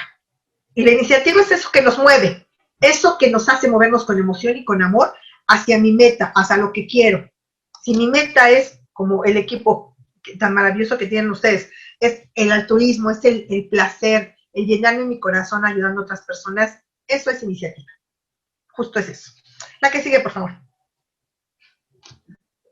Y bueno, vamos a ver que los pilares de la resiliencia son varios. Perspicacia. Esto es fundamental, fundamental y es parte de perspicacia. Es la capacidad para observar y observarse a sí mismas simultáneamente para hacer preguntas difíciles. Es decir, tenemos que ser autocríticos, pero tenemos que ser muy claros con lo que estamos diciendo de nosotras y de nosotros mismos y de las y los demás. Autonomía está correlacionado con la libertad, con ser yo, con mostrarme como soy, siempre, siempre, en un marco de respeto. Pero a la primera persona que tengo que respetar es a mí. Y cuando aprendo a respetarme a mí, por supuesto, voy a respetar a las demás personas. La relación. Tenemos que crear vínculos fuertes con otras personas, con quienes sabemos que podemos confiar cuando necesitamos apoyo incondicional. Es decir, la construcción de nuestras redes, de nuestros apoyos, no solo familiares. Hay familia con la que nacimos, pero también creamos familias por elección. Y estas familias, cuando tenemos familias por elección, estas familias nunca nos van a fallar. La que sigue, por favor. La creatividad. Muchas personas nos autocriticamos, es que yo no sirvo para esto, no sirvo para aquello. Y ya nos ponemos aquí, es que yo soy malísima para esto, soy malísimo para aquello. ¿Cómo sabemos si no lo hemos intentado? Anulamos muchas veces nuestras propias capacidades. Somos capaces de ver la belleza, somos capaces de crear orden, somos capaces desde el caos dar estructura. Entonces, somos creativas, somos creativos. Tenemos iniciativa, por supuesto. La iniciativa es la capacidad de proponer, de exigirme más, de crecer, de ser una persona mejor cada día. El humor. Miren, cuando somos capaces de reírnos de nosotras mismas, ya tenemos un paso adelante. Ustedes no tienen ni idea cómo me río de mí. Luego me dice, es que estás loca. Y me dan ataques de risa que me duele el estómago y me río de mí, porque luego digo cada estupidez. Me dice el marido, Diana, por Dios, ay, quítame cosas. Yo me río de mí, porque las personas le tenemos mucho miedo al ridículo. Nos da miedo vernos expuestas. Riámonos de situaciones. Riámonos. Ahora que ya pasaron muchos meses, me encontré con una vecina que ella observó mi accidente y tenía su perrito. Y el perrito, el día que yo me accidenté, yo estaba saludando al perrito. Se llama Oreo. Me gustan mucho los perros. Y yo, Oreo, ¿cómo estás? Yo me desmayo, pierdo el equilibrio y me saco los brazos. Y me la encuentro después de muchos meses de no verla y tenía a Oreo. Entonces, inmediatamente jala al perrito y le digo, sí, nena, quítame Oreo porque ya ves que yo me caigo y me deshago. Ay, Anita, no digas eso. Pues sí, me caí, me puse un mega trancazo. Como vivo con artritis, tengo porosidad ósea y pues los dos brazos se me zafaron. Entonces ella se quedó muy espantada y muy sorprendida de que yo me burlé de mí misma. Pues sí, me caí, casi me deshice, pero la cara de ella fue maravillosa. Le digo a mi marido, como no tuve una foto para sacarle para ver la cara de la niña, quítame ahora porque ya ves que me caigo y me deshago. Ay, no, no, por favor, no digas eso. Ética. Esto está muy correlacionado con quién soy, cómo aprendí, cuál es mi escala de valores, desde dónde me muevo, soy honesta, soy honesto, soy sincera, soy amoroso. La ética no tiene que ver con lo cognitivo, no tiene que ver con lo académico, tiene que ver conmigo como persona, como ser humano, como individuo, desde dónde me manejo, cuál es mi ética personal. Y esa ética personal es la que se pone en juego en todas mis prácticas resilientes. La que sigue, por favor. Y bueno, ya casi terminamos porque vamos corriendo con el tiempo. Ah, no, vamos bien, vamos bien. Miren, esta imagen se la quise poner porque aquí en México, por ejemplo, yo no sé en España, pero aquí en México, en este tema de que las mamás tenemos que darles todo a nuestros hijos y que el amor de madre es incondicional y que nosotras somos las personas que hacemos a los hijos o los deshacemos, es mitología. Mitología y mitología, pero nosotras las madres mexicanas nos lo creímos y vean lo que hacemos con nuestros hijos. Nos ponemos a veces las esclavas de los hijos, y no solo los hijos, de la pareja, de la mamá, del papá, porque no ponemos límites. Yo adoraba a mi mamá, la adoraba, pero mi mami era una persona muy invasiva. Me costó mucho trabajo ponerle límites. Nunca fui grosera con ella. Yo viajo, siempre he viajado, entonces alguna vez hace muchos años que yo me iba por primera vez a Venezuela a presentar un proyecto a la Universidad del Zulia, que amo Venezuela, la amo, la amo, la amo. Creo que es el país donde, Venezuela y España es donde más me han amado y me han apapachado. Cuando yo estuve en la Universidad del Zulia, bueno, fue una experiencia bellísima para mí estar en Maracaibo. Y yo me iba de viaje, por primera vez en mi vida salía sin mi marido fuera del país. Y mi mami muy preocupada me dijo, ay hija, ¿y qué va a decir Ernesto? ¿Ya le pediste permiso? Bueno, hagan de cuenta que me dieron una bofetada de ida y vuelta. Y le dije, oye mamita, yo soy independiente, yo trabajo mucho, yo estoy estudiando, yo me pagué mi escuela, yo le comenté a mi esposo que me iba a ir, pero no necesito su permiso. Mi mami hizo una cara así de, pero ¿cómo te atreves? La segunda vez que tuve que ponerle alto a mi mamá fue porque llegó a mi casa y encontró a mi hijo, que en ese entonces tenía 16 años, lavando los trastes. Y me dijo, Diana, ¿cómo permites que el niño lave los trastes? Y yo me empecé a buscar. Y le dije, a ver, hijo, fíjate, eso no lo hacen los hombres no lavan los trastes. Y yo le dije a mi hijo, a ver, hijo, fíjate si se te cayó el pene. Ay, mamá, no se le cae el pene, mami, por lavar los trastes. Va a aprender a cooperar en su casa. Y ahora que mi hijo se casó y tiene a su propio hijo, mi hijo es un padre que comparte las responsabilidades de su casa. Entonces no lo hice tan mal. Y eso de que yo le tengo que dar todo a mis hijos, a mi hijo, no. Había límites y mi hijo aprendió a ser un hombre independiente. Bueno, hay que tener algunas consideraciones. La negligencia y el trauma temprano sí pueden trastornar la forma en que las personas se cuidan de sí mismas. Es decir, una persona que tiene un estilo de apego desorganizado y desorientado desde la primera infancia sí va a tener repercusiones en su vida adulta. Y esto, trabajando con hombres que ejercen violencia, yo lo he visto de manera reiterada. Son hombres que vivieron situaciones de violencia familiar muy fuertes y que han replicado estos estilos de apego de manera casi inconsciente. Por eso, de repente, hay una película muy buena, por favor, vean, es una película española, con Luis Tosar, que me encanta, y que ahí se ve, creo que la mencionamos la sesión pasada, Te doy mis ojos. Se ve el modelo para trabajar hombres que viven violencia. Por favor, si no la han visto, revísenla. Excelente película, excelente. Y ahí estamos viendo que él tenía un estilo de apego desorganizado que lo llevaba a violentar, pero todas las prácticas violentas tienen que ver con inseguridad. Ojo, no lo estoy justificando. Hay que explicar el fenómeno. Y cuando le explicamos, le damos una razón. Y las personas que crecen, no, de acuerdo con Shui Rai, Nos dicen que las personas que crecen en un entorno abusivo no han internalizado un patrón de autocuidado. ¿Cómo cuido a las demás personas si no soy capaz de cuidarme a mí misma? La que sigue, por favor. Y bueno, ¿cómo desarrollamos el buen trato? Desarrollamos el buen trato a partir del establecimiento de relaciones desde la empatía, desde la comprensión y desde el respeto. Fundamental, yo creo que la base de todas las relaciones humanas, interpersonales y conmigo mismo es el respeto. ¿Cuánto me respeto? ¿Cuánto soy empática conmigo misma? ¿Cuánto me doy permiso? ¿Cuánto me permito llorar, recrearme, tener placer, tener displacer, entenderme, justificarme, explicarme? Conmigo. Ahí empieza, esa es la clave, conmigo. También tenemos que garantizar la igualdad social como opción de vida. Yo quiero para las demás personas los mismos derechos que tengo yo. A mí me han preguntado en muchos espacios, ¿por qué tengo tantos años trabajando con la comunidad LGBT?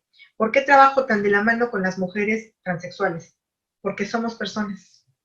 Y yo quiero para todas las personas lo que yo he recibido. Oportunidad de una educación universitaria, oportunidad de trabajar en donde me dé la gana, de poder salir con mi esposo, de besarme con mi esposo. Eso, si yo lo tengo, todas las personas lo tienen que tener. Yo no soy especial. Y eso me toca, es mi chamba. Desde mi pequeña trinchera, poner el tema siempre en la mesa. Los mismos derechos para todas las personas. Fui candidata a diputada aquí en México, que es un puesto político. Perdí, por cierto. Pero mi plataforma en un partido de ultraderecha era los mismos derechos para todas las personas de la diversidad sexual. Educación integral de la sexualidad desde preescolar. Alto a la violencia contra las mujeres. Esos eran mis lemas de campaña. Porque si yo tengo eso, todas las demás personas los tienen que tener. Entonces es nada más un poquito de sentido común. Y, por supuesto, desmitificar roles tradicionales de género y jerarquías. Aquí vamos a hacer un cruce de poder. Tenemos, otra vez les invito a que releamos a Foucault. Tiene 3 libros que hay que leerlos seguiditos, La historia de la sexualidad, tomo 1, 2 y 3, y vamos viendo cómo es que a partir de los roles tradicionales de género y las relaciones jerárquicas de poder, vamos cosificando y condicionando los cuerpos de las personas. Todas las prácticas sociales están dirigidas a los cuerpos, a nuestra corporalidad. Los castigos, la discriminación, la falta de oportunidades, castigan los cuerpos. Releamos a Foucault, por lo menos echémonos el tomo 1 de Historia de la Sexualidad. La que sigue, por favor. Y bueno, hay que empezar a ver lo que hemos venido charlando en todo este tiempo, cómo nos construimos en ti. Tengo autoconciencia, sé lo que siento, tengo autocontrol, es decir, gestiono mis emociones, me puedo regular cuando me enojo. Fíjense, cuando yo estoy muy enojada, me doy tiempo fuera. Cierro mi bocota, me voy a caminar o me encierro. ¿Por qué? Necesito calmarme. Porque aquí en México decimos que lo que se dice en frío no se sostiene en caliente. Entonces, cuando yo empiezo a gestionar, a ver qué fue lo que pasó, qué me disgustó, me doy mi chance ya con el estómago frío y voy y platico con la persona con la que me disgusté. Pero yo me regulo. No me permito que lo que hizo la otra persona me genere a mí un disgusto que me haga explotar. Aprendí a regularme. Y yo, como a los niños, tiempo fuera, Diana. ¿Cuánto necesitas? Un capítulo de Big Bang Theory, échatelo. Y después vas a platicar con la persona. ¿Necesitas 2 días? 2 meses? ¿1 año? El tiempo que necesites. Pero date el tiempo para aprender a regular y a gestionar tus emociones. Y eso te va a permitir autocontrolarte. Y en las demás personas, la empatía. Puedo identificar la empatía, puedo identificar esas partes maravillosas de las personas, aún las que hayan tratado de perjudicarme, las dejo ir, suelto, soy capaz de soltar. Y mis habilidades sociales, ¿cuáles son? Las puedo enumerar, tengo la capacidad y la destreza para decir, soy buena para esto, para esto, para esto, para esto, enumerémosla. No es vanidad, no es arrogancia, es autorreconocimiento. La que sigue, por favor. Y luego, vamos a ver que podemos construir sociedades bien tratantes. Sí podemos, no es una utopía, No es Dianilandia, como luego me dice mi marido, es que tú siempre pretendes crear un mundo diferente porque vives en Dianilandia. No, no vivo en Dianilandia. Sí se puede. Eso tiene que ver con la voluntad. Una sociedad bien tratante es equitativa. Por eso yo les hablaba que si yo tengo derechos, ¿por qué solo yo? Todas las personas, por el hecho de ser personas, tienen que tener los mismos derechos que tengo yo. En las sociedades bien tratantes se establecen relaciones de igualdad entre cada uno de sus miembros y las diferencias no tienen que ver con el poder. Todas las personas tenemos el mismo poder, por tanto, los mismos derechos. En las sociedades bien tratantes, las particularidades se complementan y se enriquecen. Es decir, si una persona tiene una habilidad y yo no la poseo, me uno con esa persona para que entre las dos podamos construir. Y eso tenemos que tenerlo muy en cuenta. Tenemos que reconocer e identificar las otras habilidades, pero también de las otras personas y hacérselas saber. Oye, yo noto que tú eres muy buena para esto. Cuando les comento que yo me lancé como candidata a diputada, yo era malísima para redes sociales, no tienen idea. Y una amiga me dijo, oye, Diana, yo te hago tu Twitter. Nunca me metí. La que llevaba las redes fue ella. Yo hice campaña como 3 veces y conseguí como 3,000 votos. Dije, sin mamás, me fui a parar 2 veces. La gente ni me conoce. Mi amiga, que tenía muchas habilidades sociales para las redes, ella se volvió mi RP y ella me andaba promocionando por todos lados. Dije, qué cosa tan padre. Bueno, los valores de solidaridad y cooperación sustituyen a los de lucha, pelea y desconfianza. Construyámonos desde ahí. Esas son sociedades bien tratantes. Si yo tengo 2 panes y tengo la capacidad de darte uno, te lo doy. ¿Por qué no?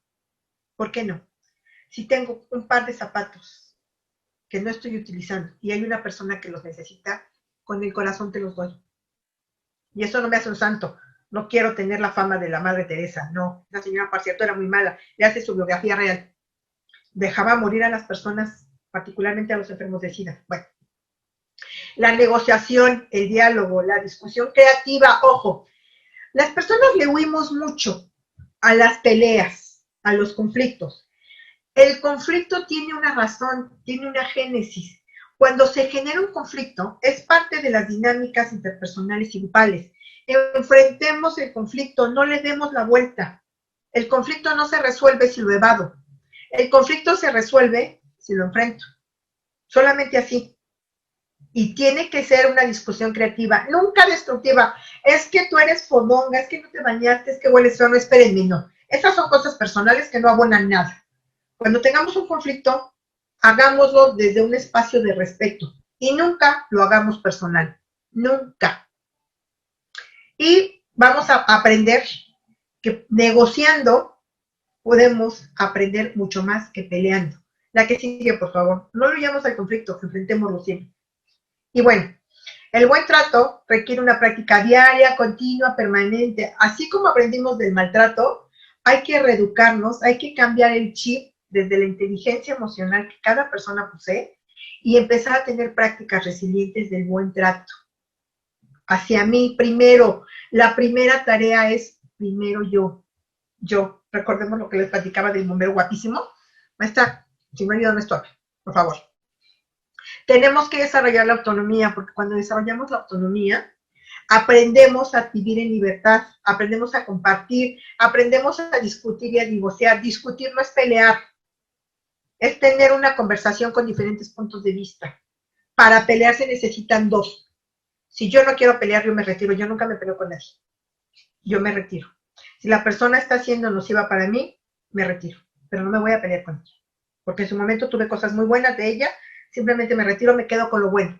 Y no soy Santa Diana, no. También tengo mis cosas, también tengo mi caractito, pero como yo me gestiono mucho, entonces por eso me regulo.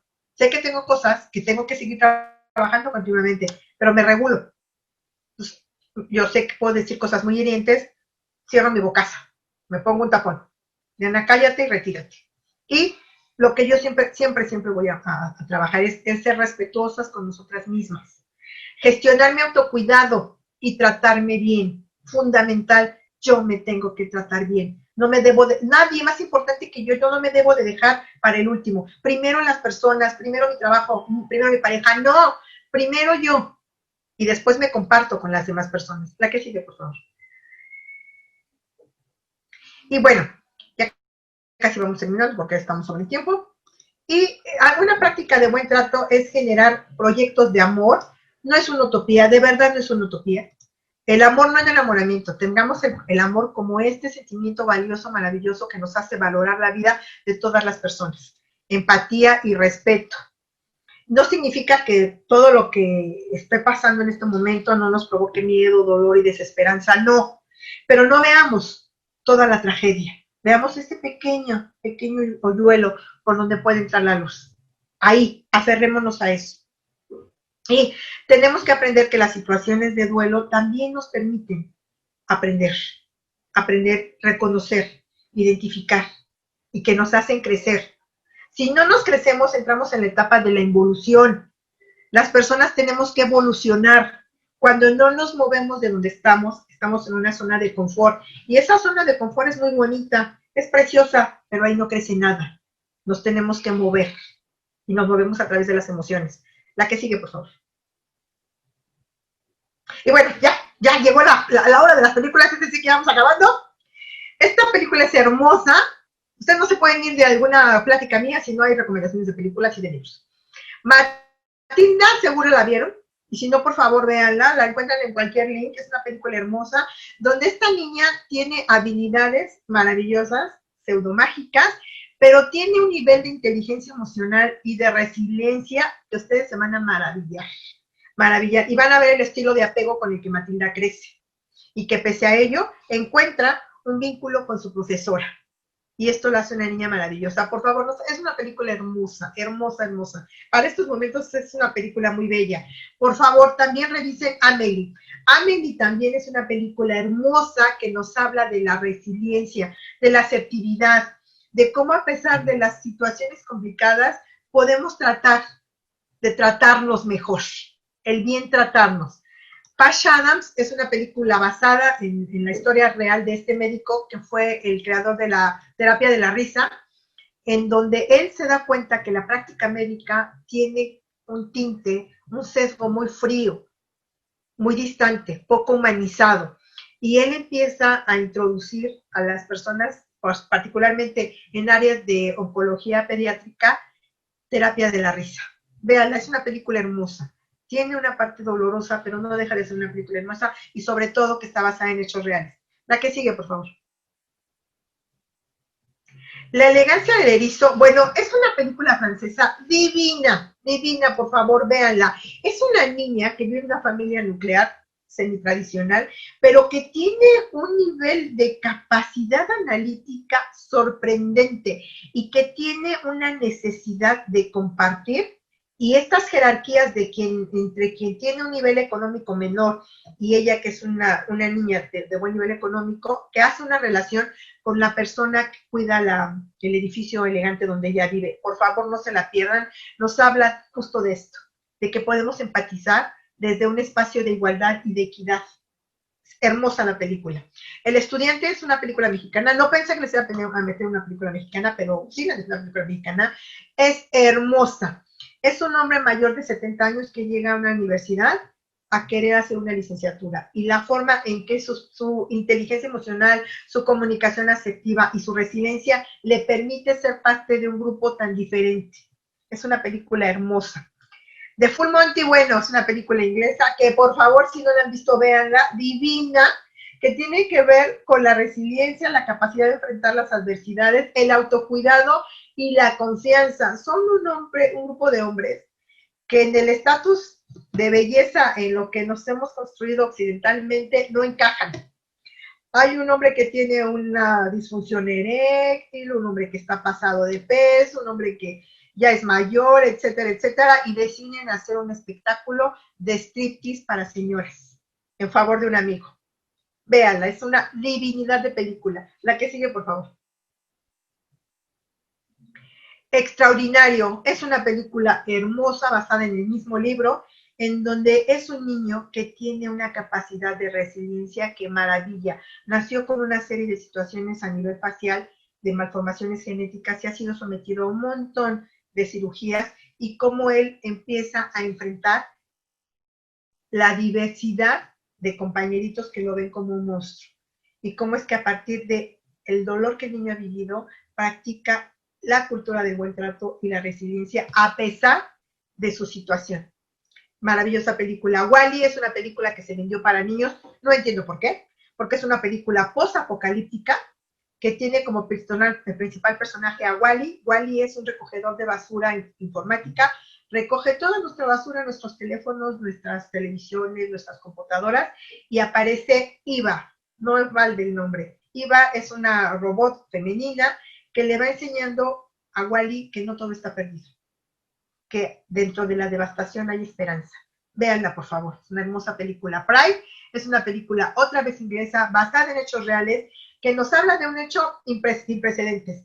Una comunidad de trabajadores ingleses que ultraconservadores, homofóbicos, lesbofóbicos, se van a la huelga y de repente empiezan a recibir ayuda de un grupo organizado de personas de la diversidad sexual que son quienes les ayudan a levantar la situación tan grave económica y les apoyan en todo momento en su lucha social. Es una película impresionantemente linda, hermosa, que nos habla de hacer comunidad, que nos habla de la resiliencia, del respeto y de la búsqueda de derechos iguales para todas las personas. Hermosa película. La que sigue, por favor. Y basada en hechos reales también, por cierto. Yo soy Sam es una película hermosa, hermosa también, en donde un hombre con una discapacidad intelectual moderada tiene una bebé y cómo es a partir de este inicio del paternaje que él empieza, a pesar de su situación de tener una discapacidad intelectual, tiene este amor incondicional que le hace luchar por no perder a su hija. Por favor, vean, es una belleza.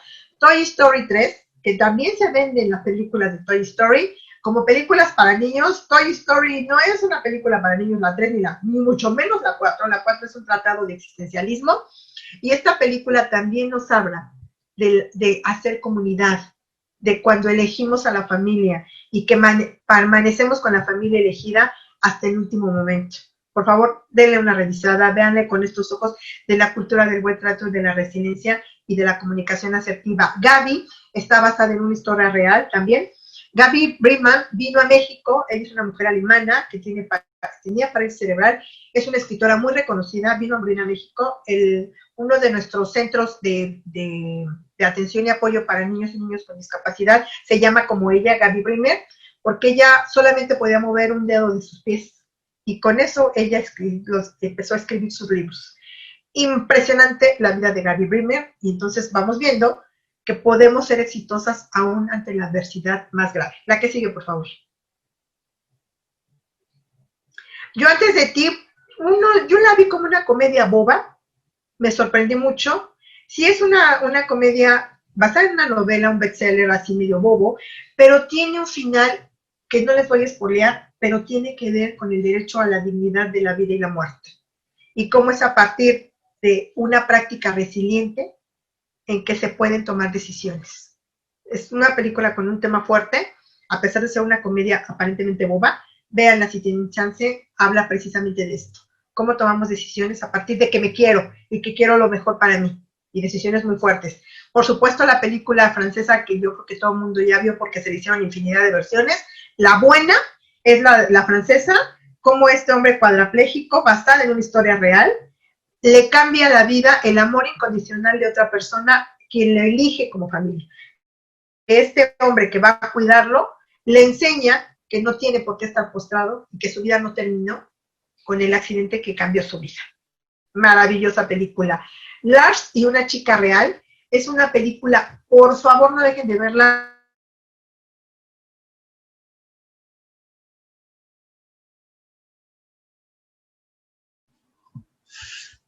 Diana, no sé si nos escuchas, te hemos perdido.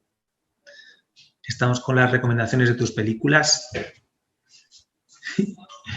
Te has quedado, no sé, a lo mejor puede haber algún problema de conexión. Pues no sé si ustedes han visto algunas de estas películas, pero la verdad es que todas son súper recomendables. Sí, parece que Diana se ha caído. Esperemos que pueda volver. Bueno, igual estamos ya casi. Ya regresé. Regresó. En un segundito, ya estamos casi yéndonos. Lars es un chico que tiene una fobia social muy fuerte, aparte de un duelo no concluido, tiene situaciones emocionales muy fuertes, y es a partir del reconocimiento comunitario, todo el pueblo, el pequeño pueblo donde Lars vive, acepta a Lars con su situación y Lars compra una muñeca inflable para pornografía, pero él no la usa como un juguete sexual, él la usa como un tótem freudiano para comunicarse con las demás personas. Es una película muy interesante que nos habla del respeto y de hacer comunidad a través de la resiliencia y del buen trato. Magnífica película. Y es a partir de esta muñeca que Lars empieza a relacionarse y puede empezar a hablar con las otras personas. La que sigue, por favor. Creo que ya acabamos. Y bueno, esta frase que a mí me gusta mucho, que dice, los malos tiempos tienen un valor científico. Son ocasiones que un buen alumno no se perdería. ¿Qué aprendimos de los malos tiempos? ¿Y qué cara le damos al mal tiempo? La última, creo que ya terminamos. Por favor, Cris. ¡Ay, sí! ¡Ya acabamos! ¡Listo! Terminamos. Bueno, pues muchas gracias, Diana. Ha sido maravillosa tu intervención. No sé si alguno de los participantes quiere hacer algún comentario, alguna pregunta. Nos lo puede poner por el chat. Todo esto que hemos comentado tan importante del autocuidado, del buen trato, de la resiliencia, que en el fondo, bueno, pues son aspectos que a veces, bueno, no somos conscientes de ellos, pero tener momentos como esto para pensarlos, pues creo que son muy valiosos porque así vamos a ser mejores personas y vamos a ser también más felices, que es un poco de lo que se trata. La felicidad es un proceso que se va construyendo. Las personas siempre estamos buscando ser felices y tenemos como una construcción y un imaginario colectivo de la felicidad que va a ser completamente diferente. Lo que a mí me hace feliz no hace feliz a Jerko, a Pablo, a Cris y a las personas que nos están acompañando. Entonces, es un proceso subjetivo e intrapersonal. Pero yo creo que lo más importante es todo el proceso en el que vamos caminando para construir una vida feliz. Ese es el proceso, no la meta, sino el proceso en el cual vamos caminando, lo que vamos adquiriendo, lo que vamos construyendo. La meta es construir, no llegar a ser felices, sino ir construyendo. Construyamos, construyamos, construyamos. Entonces, yo creo que eso es parte de que lo que nos debe de cruzar, el proceso de construcción. Y la primera obra maestra que tenemos que hacer es con nosotras mismas, con nosotros mismos. Bueno, y además algo que creo también importante es que ser feliz no es no tener problemas. O sea, mucha gente dice, ay, yo no quiero ningún problema, pues que eso no existe. Yo creo que la clave está en cómo le damos, cómo afrontamos, cómo le damos respuesta, cómo nos enfrentamos, cómo tratamos de... Tampoco ser feliz es tener varitas mágicas para resolverlo todo, porque eso tampoco existe. Entonces, pero sí que ese proceso de intentar, al menos, pues manejar situaciones adversas, sí, que es un poco lo que tiene que ver con la resiliencia, lo que nos hace ser mejores, ¿no? Sí, efectivamente, efectivamente, y es un proceso que vamos construyendo día a día a día, y es inacabado, es inacabado. Las personas todos los días vamos construyendo, todos los días, todos los días. No sé si queréis hacer algún comentario o si quieres, Diana, ya para cerrar, danos una pincelada de lo que vamos a comentar en la próxima semana. Ah, pues muy bien. La próxima semana se va a poner re bien bueno. Ojalá que nos conectemos más porque va a estar re bueno. Yo creo que ahora, no sé, le quería preguntar a Cris si se cambió la clave de acceso, se cambió el link de ingreso. No sé. Cada conferencia tiene una. Ah, ok. Gracias, Cris. Vamos a hacer un recordatorio porque para la próxima semana vamos a mandar a todos otra vez el link específico de la sesión. Ah, vale, muy bien. Bueno, la otra semana se va a poner bien bueno, porque ya como complementando todo esto que hemos venido trabajando, vamos a ver cómo nos construimos en pareja, cómo vamos mitificando ciertas prácticas, ciertas cosas que creemos que son reales y que están dadas y que están escritas ahí como en piedra y que creemos apropiadas. Y cómo es que a partir de estas apropiaciones culturales construimos el amor romántico, el amor erótico y cómo vamos haciendo de nuestras relaciones de pareja un cuento de Disney. Vamos haciendo un montón de mitos correlacionados con el amor romántico y la construcción sociocultural, porque las relaciones de pareja son construcciones, no son espontáneas, son construidas con base en un montón de necesidades reales y creadas. Entonces se va a poner bien bueno. Se va a poner bien bueno la próxima semana. Muchas gracias por estar acá con nosotros. Cris, muchísimas gracias por tu apoyo, muchísimas gracias. Pablo, Gerjo, los amo. Muchísimas gracias. Muchos abrazos a papachos desde Ciudad de México. Gracias, chao. Chao, chao.